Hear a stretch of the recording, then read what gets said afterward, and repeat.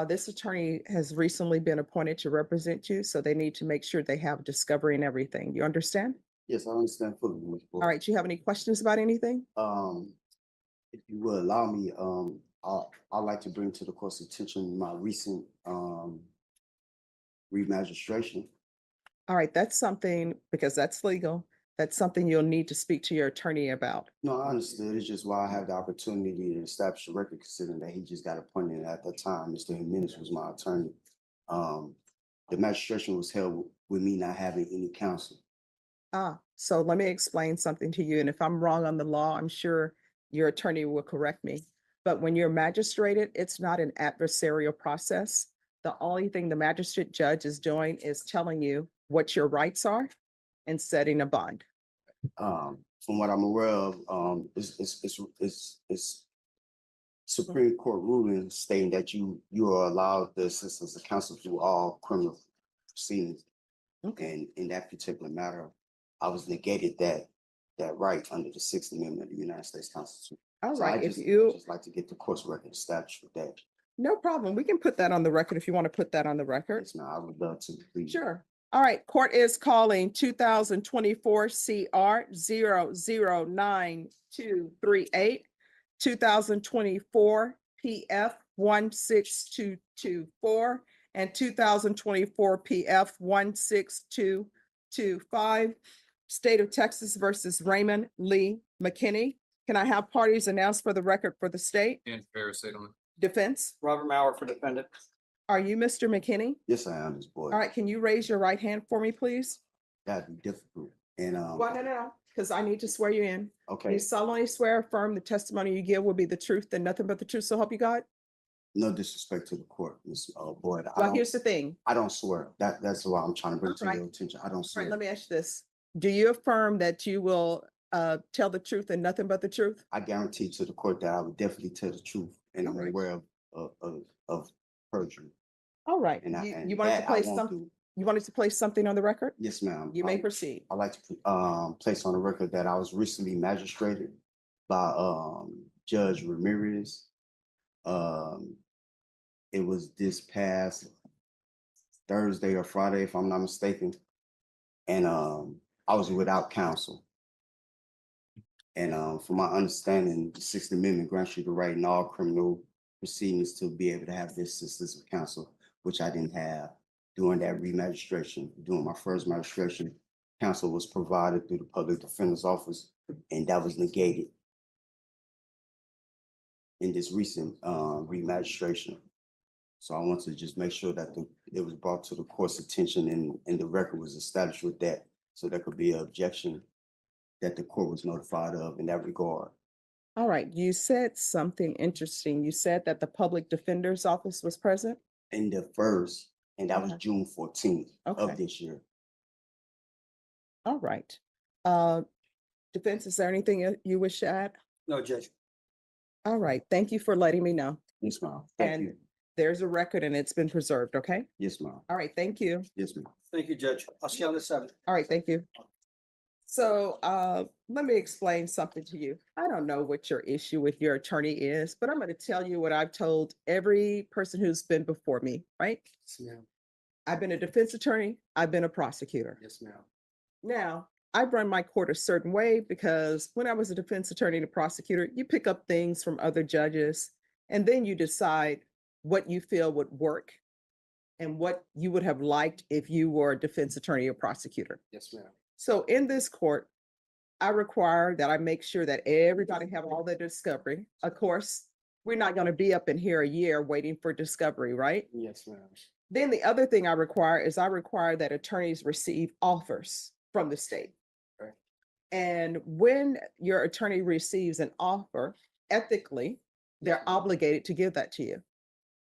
Now, you may think that offer is ridiculous, right? But I tell people, let's not say those words because then people get here. And I want everybody to be at this level when they negotiate.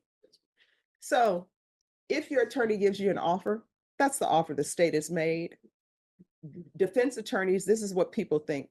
Defense attorneys believe sometimes, defendants believe sometimes that defense attorneys can control what offer the state is going to make. They really can't.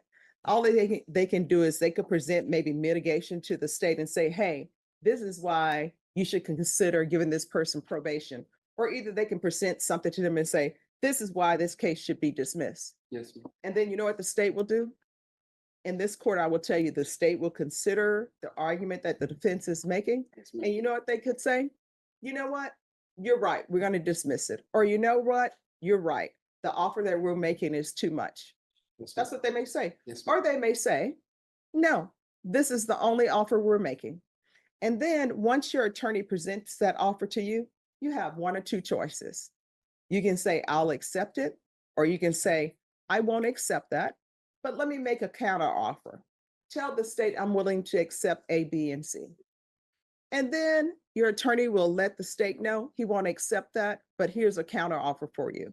And then guess what? The state can say, oh, let's consider that. And they can say, yeah, we'll accept this counter offer. They can say, no, the only thing we're offering is A. And then your attorney will bring that back to you. And then now you have a choice. Either you're accepting what the state's offer, or either you want a jury trial. That's the thing. Now, I can tell you, some attorneys have great bedside manners. What do I mean by that?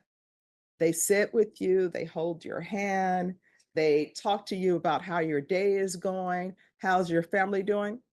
There are some attorneys, they're not into that. They're like, I'm here about this specific case. These are the elements the state needs to prove. These are the facts I have. And this is police report. Let me defend you. So that's where we are. Yes, ma'am. So what is your issue? My issue is Mr. McCray would not let me get one word in. Judge Boyd, I wanted to at least speak my testimony. All right, so let me talk to you about speaking your testimony. If you're speaking of your testimony is something that you want to present to me, Yes. the only time you're allowed to present that to me is if you decide to testify. And I'm sure your attorney has told you, that's completely up to you, whether you testify or not. Yes, ma'am. And I'm sure Mr. McCray has probably told you the good things and the bad things if you decided you wanted to testify. Right? As far as speaking to me and saying, oh, my case should be dismissed, and here are the facts that I want to tell you, this is not the part of the process where I received that information. The part of the process where I received that information is if you have some kind of mitigation. For example, if you say, yeah, I could hypothetically, yeah, I committed a theft, but let me tell you why I committed that theft. I'm starving or something of that nature. I'm trying to feed my children. Doesn't mean that you didn't do it. It just means that you're trying to say, Judge, go a little light on me because let me just tell you about my life. All right. Yes, ma'am. So Yes, ma'am. that's the only time. So for you to be telling me what you think the facts of your case are, guess what? If you want to tell me stuff right now, anything that you say can be used against you at jury trial. That's where this ends up. So sometimes attorneys are trying to protect clients from themselves. I've had plenty of clients where I've had to protect them from themselves. And then some of them like, you know what? I'm still going to do my own thing. And I'm like, an explosion is going to occur and you're going to get the blowback from it. So you understand? I do now. Yes, ma'am. All right. See, sometimes we just need to, I just need to talk. I'm sorry. This is my life and this is a very important day. I'm sorry. no, here's the thing. Every single case is extremely important. People tell me sometimes I take too long on cases, but you know what I tell them? The person who's standing before me, this is extremely important to them because it's their life. This is a criminal court. You're looking at probation or you're looking at prison time. You understand? Yes.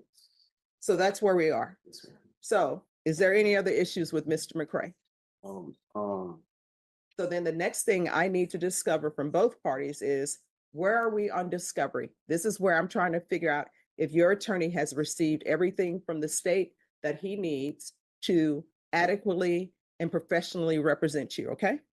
All right, so is there any outstanding discovery that you know of, Mr. McCray? Not that I'm aware of. All right, have you been, lately, there's been an issue with downloads. Have you been able to download everything? Yes, sir. All right. State, were you able to tender an offer? I said her today, I only offer. Okay, so here's the thing. The state has tendered an offer to you. I'm gonna have you sit in the box and internalize it because the state is saying that offer is for today. That's it. So I'm going to give you a chance to discuss that with your attorney. And if you decide you don't want to accept it, then we'll move towards a jury trial. Okay? Okay. All right. Thank you. Thank you, ma'am. You're welcome.